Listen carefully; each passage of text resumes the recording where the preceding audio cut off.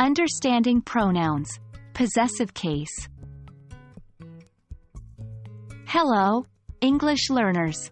Welcome back to our video series on pronouns.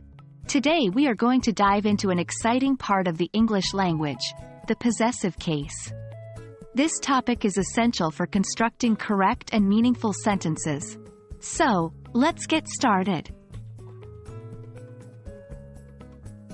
The possessive case is used in English to show ownership or possession. Pronouns in the possessive case are often used to replace a possessive noun or a noun phrase. This case is crucial because it allows us to express relationships between people and things without repeating the nouns. In English, there are two types of possessive pronouns: possessive adjectives and possessive pronouns. While they both show ownership, they are used differently in sentences.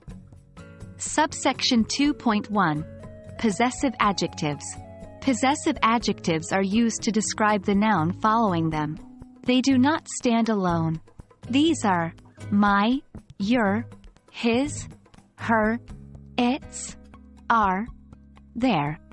For example, in the sentence, "This is my book," the word my is a possessive adjective that describes who the book belongs to. Subsection 2.2.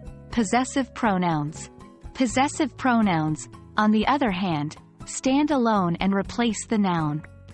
These are mine, yours, his, hers, its, ours, theirs.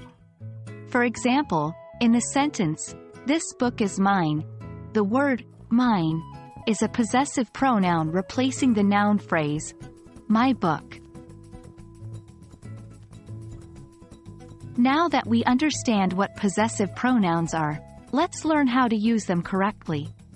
When you use a possessive pronoun, you need to make sure it agrees with the noun it replaces in terms of number and gender.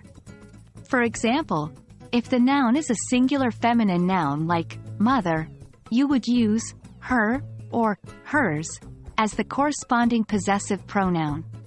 It's important to remember that, unlike many other languages, English does not change the form of possessive pronouns to indicate the gender of inanimate objects. So, for example, a car would be referred to as it or its. Congratulations! You have made it to the end of the video. We hope that this video on the possessive case in English has been helpful. You're now equipped to show possession accurately in your English sentences, making your expressions more clear and precise. Keep practicing these rules, and you'll be a master in no time. Stay tuned for our next lesson, where we will continue our journey into the world of English grammar. Until then, happy learning!